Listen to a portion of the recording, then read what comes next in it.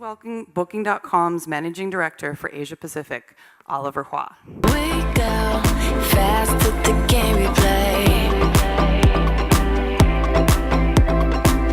Who knows why it's gotta be this Thanks, way. Oliver. One of my colleagues this morning accused me of wearing Booking.com blue for this. Yeah. Is this the right color? Exactly. I was. Thank you for that. It's a great way to build a report. I packed this 2 months ago, I swear, but I was actually looking for you just before the session to see if you wanted to switch. So maybe next time. Next time. If I can pull that off. You've got it. So Oliver, you're 3 years into your time at Booking.com, which sounds short, but in this region, it's like 10 years elsewhere. And over those 3 years, a lot has changed. A lot, local players have grown and evolved. They've consolidated as the market has been expanding and changing. So how is the status of Booking.com different in this region now than it was in 2013? Yeah, I think, we're basically the same company. We have exactly the same strategy as 3 years ago. The difference is we're operating at a much bigger scale today than 3.5 years ago when I first joined. I think now we have 40 offices in the region, 3 big call centers, and over 2,000 employees. So the 40 offices compared to 2013? I think we had 16 back then. Okay, so 2.5 times. And what are your strongest, in terms of, measured in room nights, your strongest markets in APAC right now? Yeah, we have a mix of markets in a region that are performing really well. I think they really stand out destination in the past few years. I have to say, it's Japan, right? As the country start to relax travel requirements, making visa a little easier for people to get, and obviously the Japanese yen sort of, devaluing a little bit, really helped with, demand into that destination. So that's a market that's been, for us, quite a standout destination, right? But historically, we're also very big in Thailand. We're very big in Australia, all those major tourist countries. And also increasingly here in India, we're seeing, both the demand side for India as a destination and India as a source market growing very rapidly over the course of the past 2-3 years. Can you put a size to that for India in terms of room nights for last year or last quarter? Yeah, I think 3 years ago we had less than 3,000 hotel partners in India. Now today we had over 20,000, right? And the number of room nights we do per partner remains roughly, steady. So I think that basically give us, a multiple of 5 or 6 times, right, in the course of the past few years. It's pretty significant, but still I think we're in an early stage of growth. So we're seeing like high double-digit growth for multiple years now, and we expect that to continue. Okay, and how is Korea doing? Doing well. Kind of going through a bit of fluctuation, as last year, with actually more 2015 with MERS, right? Korea's destination really took a hit, but it bounced nicely back last year. And I think that's going to go strong this year as well. All right, and of course, the biggest country level market in this region, China. You've got an interesting setup there with a close relationship with Ctrip. How does that relationship work? How do you grow in that region, grow in that country, and avoid stepping on each other's toes? I think our strategy in China is really twofold, right? We have our own brand, we develop our own business. Like you said, China is a major source market for us here in APAC, especially for the majority of APAC destinations, right? Like, places like Japan, Korea, Thailand, are quite dependent on Chinese inbound, right? So that's a market where we're investing on, our own product, our brand, and our customer experiences, including customer services, right? We have nearly 1,000 people working in the call center in Shanghai. Then the second prong of our strategy is the partnership we have with Ctrip, right? That evolved from a commercial partnership, where essentially Ctrip, was a distribution partner for us, into an equity partnership, in which, we invested, pretty heavily into the company in 2014 and 15, and now we're a substantial shareholder in Ctrip, and like you have probably seen their performance over the past few years. They have been leading industry consolidation in China. They have been rolling out new product and services, and I think we're very happy as a shareholder, as an investor, and we're riding on their success.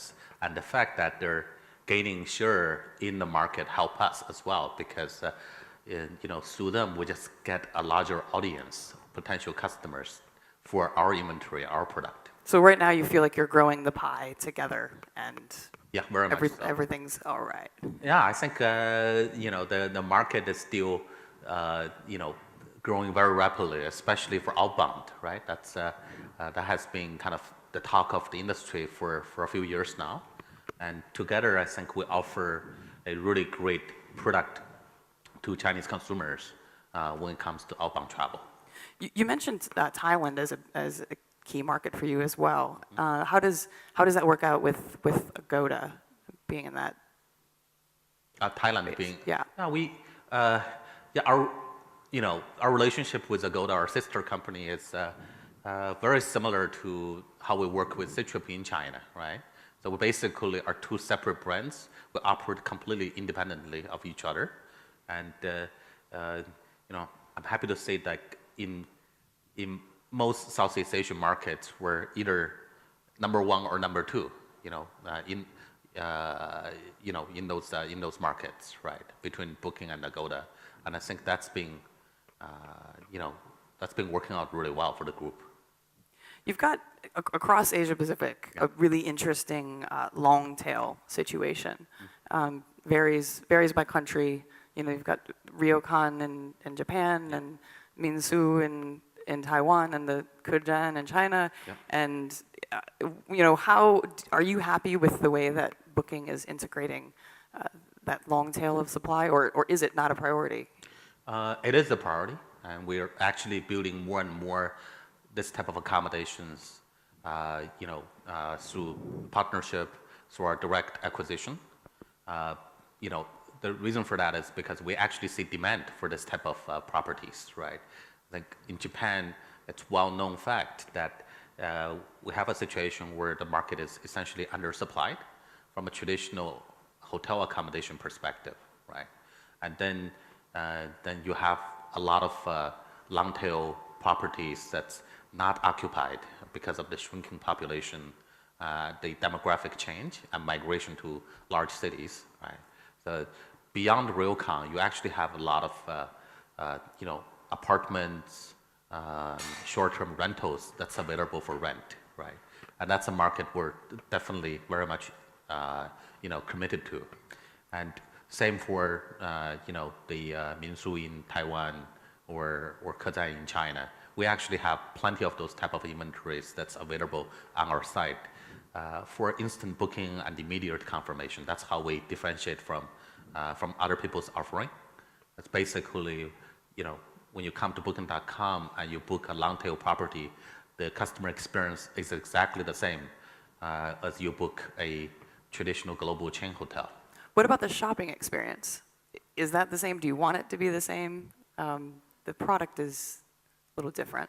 Yeah, I think we are investing in creating a differentiated front-end experience, but for now what we have seen is customers really want pretty much the same information as content-wise, right? They want high-quality pictures, they want curation, and they want information about the the location, the amenities of those properties, right? And they obviously also want to say what other travelers say about those properties after they have stayed, right? So what we have seen is essentially the same content requirement as traditional hotels for those long-tail properties. So travelers in this region, who is your core customer different in India versus China versus Korea and Japan? I think the needs are, what we try to do is serve the same needs, right? The demographics of each country, could be different, right? Maybe, for example, in China, we have customers more skewed towards millennials, people of younger age. I think that's also the case here in India. Maybe in Japan and Korea, you have more mature travelers, so to speak, right? But their needs are basically the same.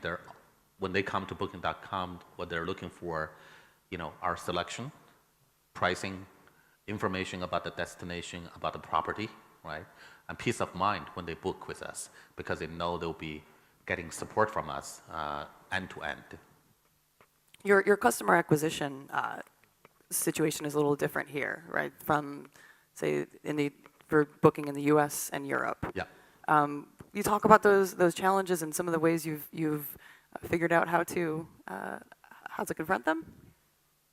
Yeah, I think the first thing to recognize the difference between APAC from Europe or the US is the relative market position of Google, right? As far as booking is concerned, obviously that's our biggest upper funnel acquisition channel, right? And their market position in APAC kind of varies by market. I think they're fairly strong here in India, but not at all strong in Korea, right? Against competitors like Naver or even Dom, right? So our acquisition strategy differ, because the availability of channel partners and, some, in general, I think actually our paid channel in APAC work quite differently from Europe or the US, right?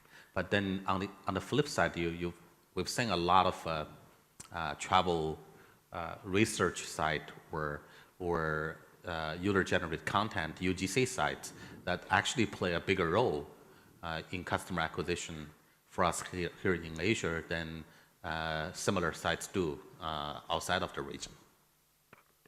So you have new leadership at Priceline, a new CEO. He's been with the company, and I'm sure you know him well. Glenn Fogel oversaw global alliances, mergers, and he's traveled to Asia Pacific, I think, quite a bit over the years. What are your expectations for the Fogel era at Priceline? Yeah, I think it's kind of interesting. You said new leadership, right? Then you talk about Glenn. It doesn't feel that way. Exactly. They don't really kind of go together, right? So I think, Glenn being CEO, I think it's a signal of continuity. He's the guy who is most responsible for putting the group together, right? For helping to set the strategy for the different brands. And I think, now he's a group CEO, he's probably gonna stay on that track, right? And Maggie, we have a question from the audience. Hello, Oliver. My name is Nihit. I'm from Make My Trip. I just have a question regarding your product suite, Booking Suite. Is Booking Suite going to play a role in your expansion strategy in APAC, and what role would that be? Booking Suite, the seller side product that you have. That's our business-to-business product, right? That we offer to hotel partners, and we have a very nice take rate for that product here in the region, both for the web family, the web direct, web complete, but also the rate family, which is a relatively new product with rate intelligence and rate manager. And definitely it is a product offering we want to continue to promote, right? And we're seeing the product gaining traction in many markets, because I think our partner offers a real value for them to establish and optimize a digital presence and offers valuable tooling when it comes to important subject matter for partners. That is yield management, revenue management. Right? So in answer to your question, it's a big part of our expansion strategy, but it's quite a different product from the consumer-facing product. This is more geared towards servicing our hotel accommodation partners. Where do you think within Asia Pacific? I know specifically in China that Ctrip does a lot of that type of service for hotels on their platform. But where in Asia Pacific do you see that sort of untapped opportunity? I think it's just all over the place. So wherever you have a market where there's a need for sophisticated digital, online, management, and there's needs for better, like pricing information, right? And that's where kind of BookingSuite fit in, right? And we see the needs essentially across the board, from Australia to Japan, to Indonesia, to here in India, right? So the product has quite a bit of traction, in multiple markets. And also, actually, interestingly, you mentioned, like in China, they already have similar products out there, right, through Ctrip and other providers. But our biggest unit sales of BookingSuite product actually, is in China. It's just a lot of independent hotels or local chains are using those tools to help them better manage their online presence and manage their revenue management. And do you find they're using multiple tools that they're Yeah. experimenting and interesting? So, and interestingly here in India, there's been this really interesting phenomenon the past couple of years with companies like Oyo Rooms that have taken that, that huge fragmented budget hotel opportunity and brought it online. And I'm sure you've watched that play out. Do you see that type of model as competition in this region? How does it fit in? Yeah, the Oyo Room has been a really great partner for us. I think we have been working together ever since its inception, and we've seen the company moving from strength to strength, right, and rolling out new products as well. So I see this as a long-term, mutually beneficial partnership, and I also say this is quite different in terms of business model. From what you would say in China, for example, right? There was or there is still the symbiotic relationship between Ctrip and China Lodging, Platino, Home-Yin, the Chinese budget chains, right? But the difference between China and India is that I think for the Chinese chains, they started essentially saying, well, there's a gap in the market, right? So let's create this product, fill this gap in the supply chain, right? And Ctrip sees that same opportunity. I think they probably have a front row seat, to observe the demand evolving and knowing this is where significant value is going to be created. So they invested heavily, right, into those partners, and through that they actually enhance the quality of the supply they have on their own platform, right? At the same time, building out this new, supply segment.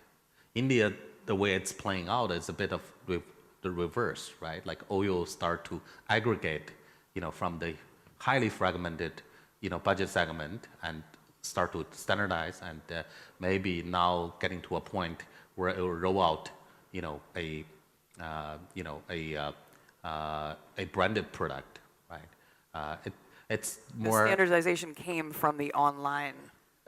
From both and brought it to online, offline. but also offline. But I think what they have done is a very capital light approach to aggregate, right? In China, it's the capital heavy approach of, let's build those properties or let's buy those, properties and renovate, right?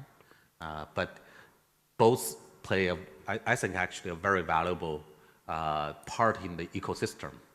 That is building out a supply for for demand that's either out there already or it's going to be coming online, right? And Maggie, so we have another question from the crowd. yes. Hi, Oliver. Thank you for taking some question. I'm over here. To your left. No, to your right. Sorry. Here. Right here. Okay. Anyways, I'm Paul from Trivago, and I wanted to ask something about marketing. Yeah. So Booking.com has been dominating the AdWords space like I think no other company in the world, but you've been fairly cautious about brand marketing, about TV, out of home, these kinds of things, while Trivago has done that extensively. Do you think there's going to be a shift at some point that you're going to try that again, especially in APAC, or are you going to stick with being more cautious in that space and stick with what you're very good at? Yeah, I would rephrase. I wouldn't say we dominate, in that in the paid search space, right? I do think we outspend most other people, but it's a very ROI-driven type of spending, right? So we don't spend for the sake of getting the top search spot, right? We spend only when the investment actually pays off, right? So it's a very disciplined approach, and we try to take the same approach with other form of marketing efforts, including offline brand campaign as well. And to be honest, I think it does not transplant as easily, right? I think it's marketers' dilemma since the beginning of time. Like, how do you measure the effectiveness of, say, a TV campaign, right? Well, but that's something we are doing. What do you think, since we had a question from Trivago, what do you think would play better in this region? Booking. Yeah, or the Trivago guy? I think only time will tell. No, I don't just mean the companies, but TV but I think commercials. there are companies that's doing really well with offline, and they know what they're doing. And I don't want to pretend Booking is one of them, not yet, right? So I think we'll stick to our knitting as much as possible, and only when we become comfortable, we know how to measure impact of brand campaigns. How do we execute offline marketing as effectively, as online? I think we'll focus on online, marketing.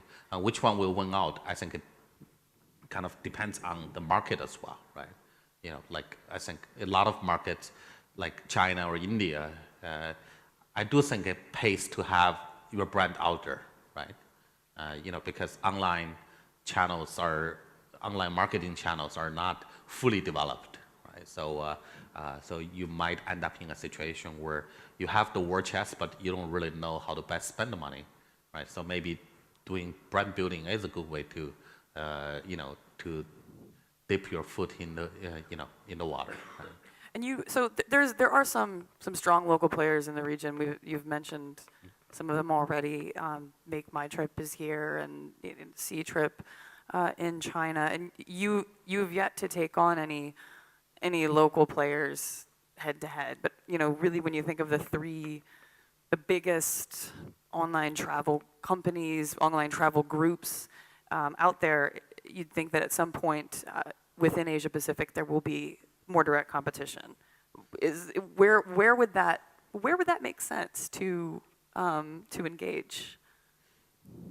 I think it's when we're engaging on our terms, right? Like, it's basically if we're competing against each other on who brings the most value to customers, to partners, who creates the most value for shareholders.